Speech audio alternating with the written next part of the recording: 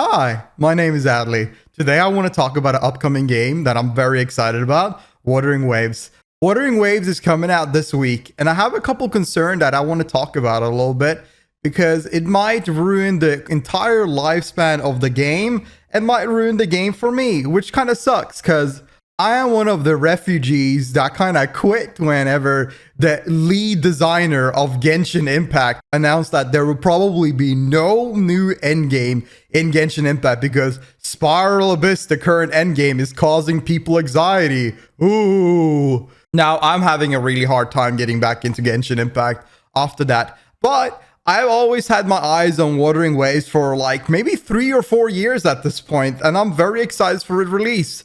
But there is a certain thing that I've been holding off to talk about. I was hoping that the pre-launch livestream will address the system and address changes to it, but unfortunately, they have not said anything about it at all. But speaking about the livestream, what the hell was that? Like, what were they doing? Who made this? Who decided to do this? Why? This thing was streamed to a whole lot of people. I think over like 40,000 people on YouTube and spread around other cross-platforms, probably over 100,000 people. But this thing was atrocious. It was bad, and hopefully it will be changing in the future because this is meant to be advertisement for upcoming new customers and the customers, and all we wanted to see was the game. But instead, we saw a lot of like game shows. And can we, first of all, why would you make people eat things on a live stream? Never make people eat stuff on a live stream. This looks weird. This is awkward. Stop this. Holy. Check for the micro expressions. I have to stick this all in my mouth in one go? Chill, bro. Okay. Also, who the hell are these bozos? Just remove these people and keep the beautiful cosplayer and wonderful voice actor and just fill the slots with more cosplayer and voice actors. But keep the segments short and talk about the game and not anything else. Nobody want to listen to these things. I hope that next live stream is much better. Just steal what Hoyoverse is doing. Like, honestly, who cares? Do the Blizzard rope. Just steal all of what everybody else doing. What they're doing with the Honkai Star Rail live stream, steal the whole script. Just do the whole thing the same way. It's good to go. If you want to add some cosplayer and voice actors in the end, that's good for me. But just talk about the game because you're advertising it. Please. Now, we're kind of getting sidetracked. Let's talk about the core issue that I think might be actually ruining the entire game in the future and might make everybody burnt out and quit because this system sucks. And this is the ecosystem. Now, the ecosystem fundamentally is a really cool system. You're a Pokemon trainer. You're just fucking around. You're killing some monster and you put them in a ball and, you know, now you can use their power. Now, let's talk about the ecosystem. Now, they might have beautiful little Pokemons and big monsters that you can club people around with abilities, but they are still, in the end of the day, artifacts. And what do I mean by artifacts? These are set pieces that you put on character to enhance their damage. This is basically the end game. And if you think about this, after the honeymoon phase, this is what you're gonna be focusing mostly about on the video game. This is what your core game is about in the end. And you need to think that this system needs to feel fluid and needs to be good. But at the moment, it does not. Now, let me explain just quickly how the system works. First of all, you have 5 echoes you can put on each character. Now, these echoes varies in boss, elite, and common. Each echo has a cost value on top of them. Every character can only have 12 costs in total, meaning that you would attach a boss echo, 2 elites, and 2 common to have a full set fitting for you. Now, what I'm about to tell you might be a little bit confusing. You need to look at this fundamentally as a gameplay experience. First of all, the boss echoes, the elite echoes, and the common echoes are 3 different types of echoes that you must collect.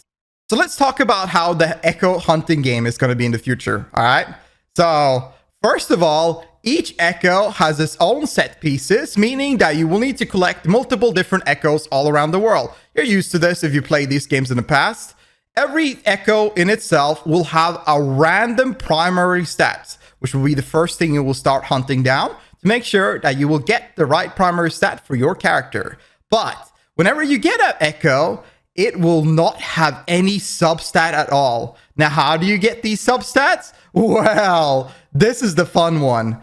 Listen, whenever you want to get any substat, what you have to do is level the echo in itself to get something called consentant attribute slots. Whenever you have unlocked the consentant attribute slots, can level it with a different type of material to receive a random, I said it, random substats. Meaning that whenever you start collecting echoes, you will not even know what kind of substat that echo in itself has. So what you have to do is then level it twice.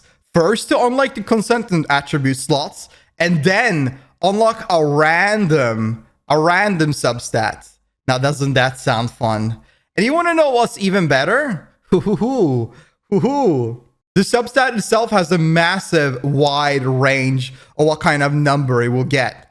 Here's a video from XLies explaining this from the CBT2 beta. So that includes flat attack defense HP, percent attack defense HP. We also have basic, heavy, skill, and liberation damage bonus. You have crit rate, crit damage, and then you have energy regen.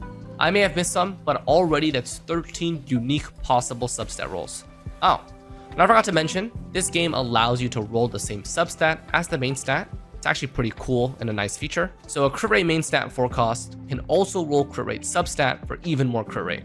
When looking at those stats, usually a character that's DPS will probably want crit rate, crit damage, energy regen, their main stat of attack, defense, or HP percentage, and at least one source of basic, heavy, skill, or liberation for whatever their main source of damage is. So that's 5 out of 13 substats that are useful. Now, I don't know if these stats are evenly weighted, but the RNG is already starting to surface and it is pretty to spare. Now let's be realistic and say that we are okay with any of the 5 substats on the first 2 upgrades, not going to hunt specifically for crit rate, crit damage. Because going for 3 to 5 of useful substats is insanity, which we'll get to. Ideally, you'd want to hit this by plus 10, otherwise the cost of upgrading will be depressing. So, first 2 substats with something useful is about a 12.8% chance. It's not that bad. If you want 3 substats, which is plus 15, it's a 3.4% chance to get 3 substats that you would need for that character. 4 substats, 0.7%. And the perfect 5 substats, which are all useful and no waste, 0.08%. Now, just as a disclaimer, this is an estimation. I don't know if there's more than 13 stats. I also don't know how the rolls are weighted, if crit rate, crit damage is less likely. This is all just to give a frame of reference to the infinite grind for a 5 perfect substat piece. So, with those 5 perfect substats, all useful, no waste, is roughly 1 in 1,000, assuming all 1,000 have the right main stat you wanted in the first place. Honestly, that's not that terrible, right? Well, the substats themselves have a range of rolls. Currently in CBT2, the range of rolls from anecdotal data is estimated to be up to 4x. This means that the highest, for example, crit rate roll could be 4 times the smallest roll. Now that sounds awful. I think this will be the end of its game itself. So let me show you in practice how annoying this is gonna be. If you played Genshin, Honkai Star, or any other gacha game, you will understand this clearly now. Now let's use Honkai Star as an example. Whenever you would like farm an echo, you would go to your, the farming spot and clear down the path. Now after the wave is done, we will receive a random echo, right? Now pretend these are echoes. You will get like different rates, different rarities. And whenever you get into it, you will click the echo. And what it will show you this time, first of all, this is all right. No, it's not. Anyway, this will show you its primary substats. But all of these stats here, they will be hidden. They won't be there. They won't be there at all. So usually your process whenever you're farming these in Honkai Star is that you see the item and you're like, oh, I want to keep it. And then you see the next one and you're like, oh, I don't want to keep this. Let me delete it. Actually, I do want to keep this. So that would be your process in Honkai Star. But in Wuthering Waves, you will need to take every single echo with you and level them up once to unlock those substat slots. And then you need to unlock the substat itself. I think overall, in practice, let's just think about it for a moment. This way of grinding will burn out the majority of the player base in a quick fashion, because we will all get into the game and we'll be like, woohoo, I love it. It's the honeymoon phase. Everybody has fun. Everybody's enjoying it. Nobody's thinking about the end game. But let's think about this 3 months in the future, 2 months in the future, 5 months, 6 months. And you're grinding this, and you're grinding these echoes. This is going to burn you out. Like, I still struggle after grinding for a month to get perfect artifacts for my Acheron. How is that process going to be whenever I need to first of all grind the echo, then I have to grind the material to unlock the echo slots, and I have to grind the material to level up my echoes and see what kind of substat I get. Now, on top of it, if I get the 2 right substat, maybe the substat roll will be low. This endgame will be insane. Now, the whales, maybe they will thrive and love it. And no, actually, you know what? I think even the whales will be annoyed about this, because this consumes too much unnecessary time.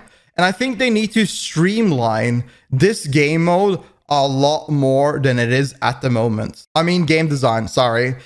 If they keep this game design on the end game like this, most of the player base will get tired of farming, because first of all, this game is, in my opinion, I think it will be way harder than Genshin Impact and Honkai Star Rail. I have a feeling it will be. Now, I didn't get CBT2 access, even though my bald friend tried to help me get it. Love you for that, Zach. But I can just imagine myself thinking about this. I don't need to experience it. I can see it on paper that this will be exhausting in the long run. But what do you think? I kind of come in here and I just want to discuss this. I don't hate the game for this. I don't hate the game itself. I just think this is something bad and I just want the best of the game.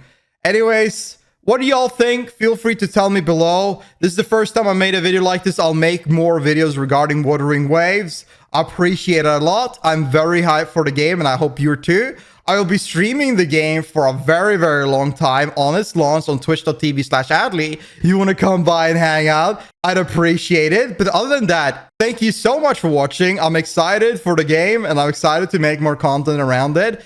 If you're interested in the upcoming Wuthering Waves video, reaction videos, and VTuber drama, then you're free to subscribe to the channel. Regardless, hope you all have a wonderful one. Enjoy your lunch and I'll see you around. Peace.